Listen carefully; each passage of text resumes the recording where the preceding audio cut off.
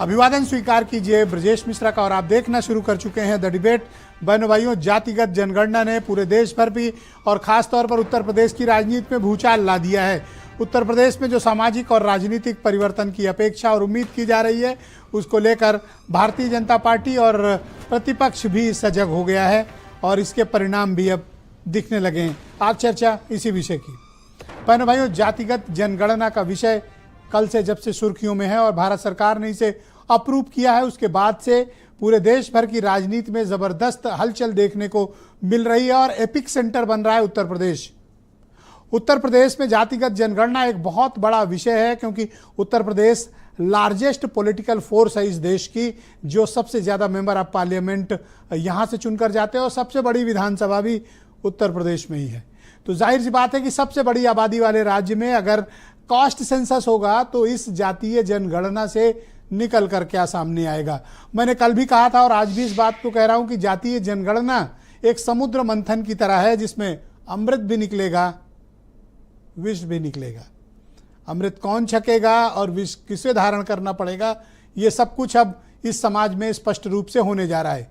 जातीय जनगणना किस लिए हो रही है, किस तरह से हो रही है, किस पद्धति से हो रही है और जातीय जनगणना के बाद क्या होगा। बहनों भाइयों, ये चार प्रश्न बेहद महत्वपूर्ण हैं और मैं चाहता हूं कि उत्तर प्रदेश के हर एक नागरिक को इसे समझना चाहिए। ये एक बेहद महत्वपूर्ण परिचर्चा है।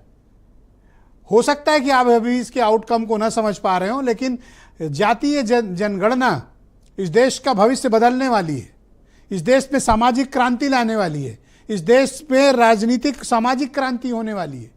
एक बार अगर ये डेटा सामने आ गया तो सब कुछ आईने की तरह स्पष्ट होगा कि समाज में किस शोषित, वंचित, अन्य पिछड़े वर्ग की क्या स्थिति है और उनकी संख्या कितनी है, उस संख्या के अनुपात में उन्हें मिल क्या रहा है, मिला क्या और आगे क्या मिलना चाहिए।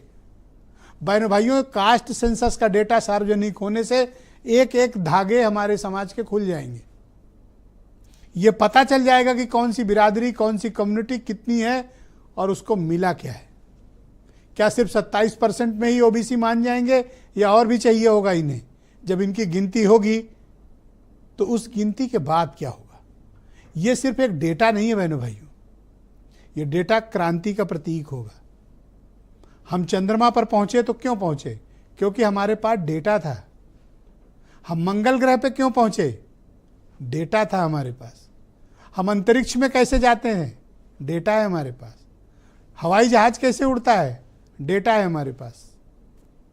इस दुनिया की हर चीज वैज्ञानिक पद्धति पर डेटा पर आधारित है। तो सामाजिक परिवर्तन भी किसकी बुनियाद पर होगा? डाटा। कौन सा डेटा? कास्ट सेंसस का।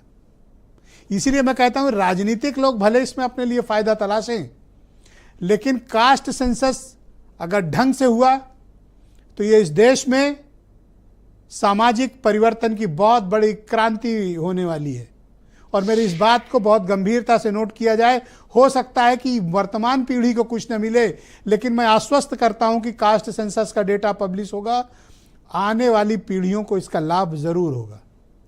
बहुत से लोगों के हाथ से अवसर भी जाएंगे, लेकिन एक बहुत बड़ी आबादी को इंसाफ मिलने वाला है और उस इंसाफ को मिलने से रोकना अब मुश्किल है। क्यों? क्योंकि इनकी सामाजिक चेतना जग गई है और वो राजनीतिक परिणाम में तब्दील हो रही है। 2024 का उत्तर प्रदेश का परिणाम बहनों भाइयों इस बात का परिचायक है। पिछड़े और दलितों की एकता ने तमाम राजनीतिक दलों के समीकरण बदल दिए हैं, उन्हें सोचने पर विवश कर दिया है। एक बात मैं बिल्कुल स्पष्ट कह दूं, डायरेक्ट कहना चाहता हूं, अपर कास्ट डोमिनेटेड पॉलिटिक्स के समापन का वक्त आ गया है।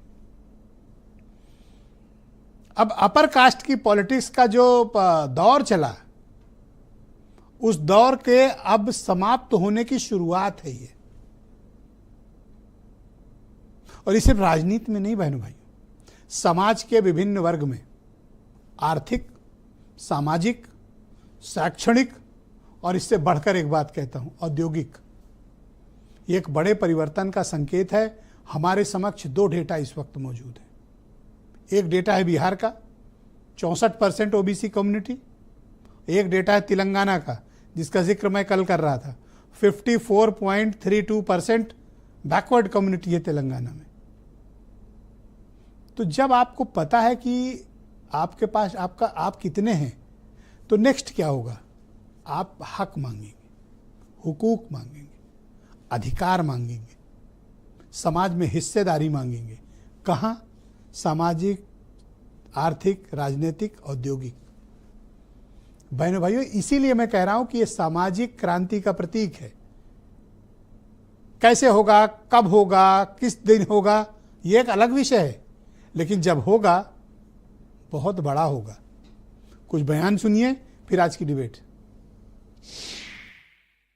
कल एक बार फिर इस देश की जनता ने सच्ची नियत और खोखली नारेबाजी को देख लिया, उसकी फर्क देख लिया। देश की लोकप्रिय जननेता प्रधानमंत्री श्री नरेंद्र मोदी जी के नेतृत्व में किए गए जातिगत जनगणना की फैसला सामाजिक न्याय के लिए एनडीए सरकार की प्रतिबद्धता की एक बहुत बड़ा कदम कल सरकार ने उठाई है। हम सबके सम्मिलित दबाव से भाजपा सरकार मजबूरन ये निर्णय लेने को बाध्य हुई है।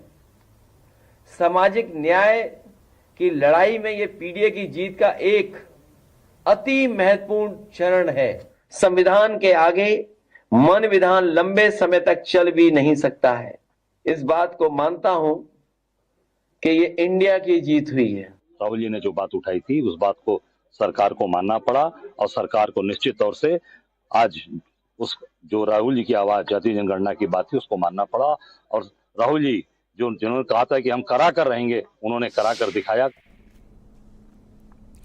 बहनों भाइयों, आज की परिचर्चा को आगे बढ़ाएंगे। एसएन सिंह भारतीय जनता पार्टी के प्रवक्ता हैं, कालीचरण स्नेही जी दलित समाज के जाने माने चिंतक, फराज किदवई समाजवादी पार्टी से हैं, शुचि विश्वास उत्तर प्रदेश में कांग्रेस कमेटी की प्रवक्ता, प्रोफेसर डी.आर. साहू एचओडी हैं सोशियोलॉजी डिपार्टमेंट लखनऊ यूनिवर्सिटी के और बहुत ही प्रख्यात समाज शास्त्री हैं।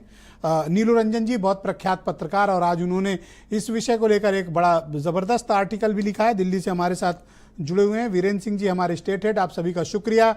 और इस वक्त मेरे साथ एक बहुत